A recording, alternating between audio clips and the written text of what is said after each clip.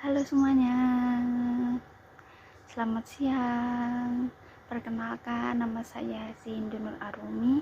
Saat ini saya sedang mengikuti pelatihan program dari Kampus Merdeka, yaitu Kredensial Mahasiswa Indonesia atau KMMI. Saat ini saya sedang mengikuti program yang ditawarkan, yaitu Service Excellent atau pelayanan prima untuk konsumen. Nah, dalam kegiatan KMMI yang telah saya ikuti itu terdiri dari 7 pertemuan yang sebelum evaluasi ini ya.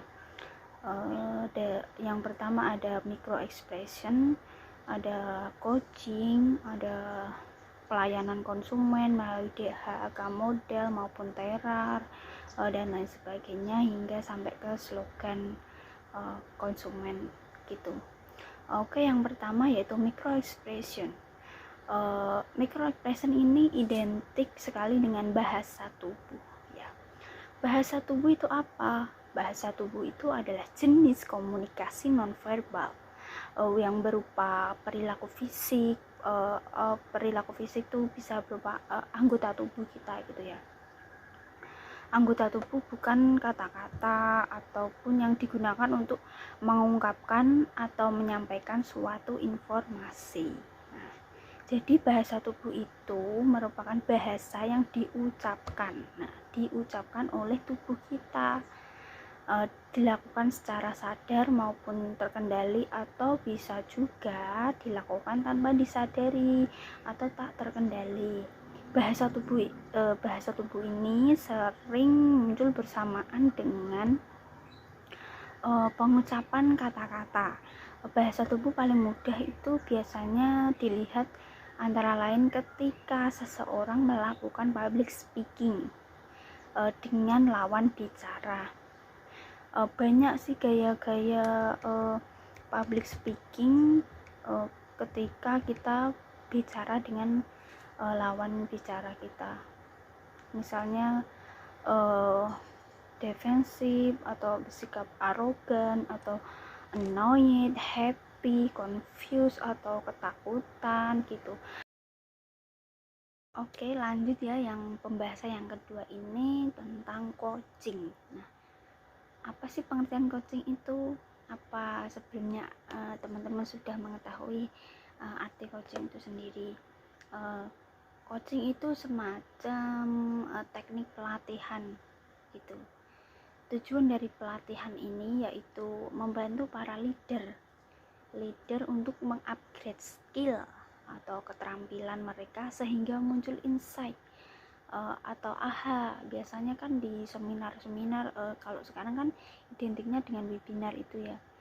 Kalau di pengalaman saya tuh, kalau mengikuti webinar itu biasanya kan ada yang menjelaskan, misalnya pemateri atau leadernya itu menjelaskan tentang materi itu, lalu muncul nih pesertanya muncul insight baru atau aha moment lah. Biasanya terdapat aha moment namanya. Nah, aha moment ini dari orang lain dengan menggunakan ilmu terapan atau applied neuroscience. Nah, ini menurut ilmu saraf terapan gitu. Oke, lanjut ke materi yang ketiga, yaitu pelayanan melalui DHAK model. Nah, dalam materi kali ini melayani melalui DHAK model ini tujuannya yaitu yang pertama mampu memahami dasar-dasar pelayanan, mulai dari dasar, harapan, angan, kejutan. Nah, itu yang dimaksud dengan pelayanan melalui DHAK gitu. Yang kedua adalah mampu memahami atau membuat pelayanan dasar bagi sektor UMKM itu sendiri. Sebelumnya kan kita dibuat berkelompok gitu ya untuk mendampingi UMKM. Nah, di materi kali ini nanti kita bisa mendampingi UMKM dengan salah satu strategi, yaitu melalui DHAK model ini. Nah, ya ketiga yaitu mampu memahami keunggulan setiap usaha dari sisi pelayanan. Nah, seringkali kan kita ketika misalnya jajan di restoran gitu ya, restoran yang sangat terkenal gitu ya, itu kan biasanya dari sisi pelayanannya kan bisa kita lihat secara langsung gitu, uh, bagaimana pelayanan yang sudah ditentukan oleh restoran tersebut gitu. Nah, melalui materi ini nanti kita akan mengulas sedikit tentang pelayanan melalui DHK modal. Pelayanannya dari pertama itu ada konsumen. Konsumen itu terdiri dari internal dan eksternal. Internal itu sendiri ya dari pemiliknya, juru masak ataupun yang membantu di dapur, itu termasuk komponen internal. Yang kedua adalah komponen eksternal. Nah, komponen eksternal ini ya pelanggan itu sendiri. Nanti pelanggan itu bisa menikmati pelayanan yang diharapkan oleh pemilik tersebut agar pelayanannya tuh mencapai goals atau tujuan yang sesuai dengan SOP gitu ya. Oke, yang keempat adalah standar mutu pelayanan prima. Standar pelayanan ini harus sesuai SOP yang telah dibuat oleh para usaha kuliner tersebut. Menetapkan standar kerja atau SOP. Nah, sebelum memulai usaha itu kita harus memiliki SOP yang kuat agar kedepannya nanti SOP ini dibuat untuk patokan gitu, strategi kita gitu, agar mencapai goals atau tujuan yang diinginkan gitu, agar terencana dan tercapai gitu. Lalu apa itu SOP? SOP sendiri itu singkatan dari Standard Operation Procedure. SOP adalah sebuah standar atau langkah untuk mengerjakan suatu hal atau kegiatan. Nah, fungsi SOP sendiri itu ada menetapkan standar pekerjaan sehingga pekerjaan dikerjakan lebih teratur dan sistematis. Memastikan semua orang mengerjakan pekerjaan dengan cara atau prosedur yang sama. Mengapa SOP? Karena SOP itu tingkat mutu layanan yang mudah diterima, bahkan bisa terjadi customer itu puas dengan mutu atau layanan yang sudah kita terapkan gitu. Nah, selanjutnya ada pelayanan konsumen yang diinginkan gitu para customer kita. Tujuannya yaitu mampu mengidentifikasi bentuk pelayanan melalui terar ini. Ada tangible, empati, reliable, assurance, atau responsive.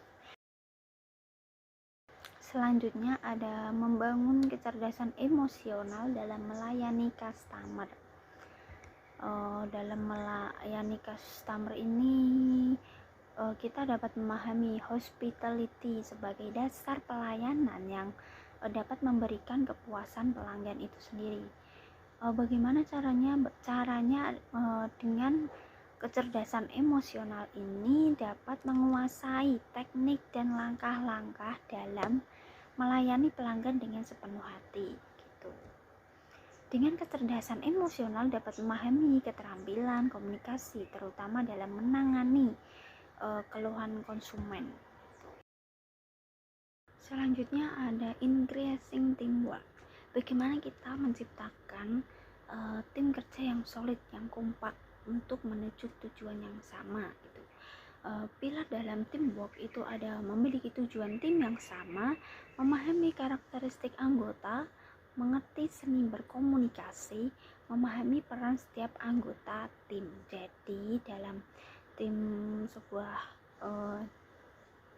kerja itu harus solid gitu, yang seperti saya katakan tadi. Memahami karakteristik anggota itu beda-beda ya, bisa melalui sifat atau karakter, tujuan hidup, kebiasaan, atau dari nilai-nilai moralnya, itu bisa mewujudkan kompetisi atau kolaborasi. Nah, kita bisa mengenal karakteristik anggota melalui DISC dari William Moulton Gibson. Ada dominan, influence, steadiness, atau compliance. Dominan itu kurang peduli pada perasaan orang lain. dalam berkomunikasi, mengungkap apa adanya, dan sering menginterupsi. Lalu ada rangkaian keberhasilan melalui nilai, kepercayaan, dan pikiran kita.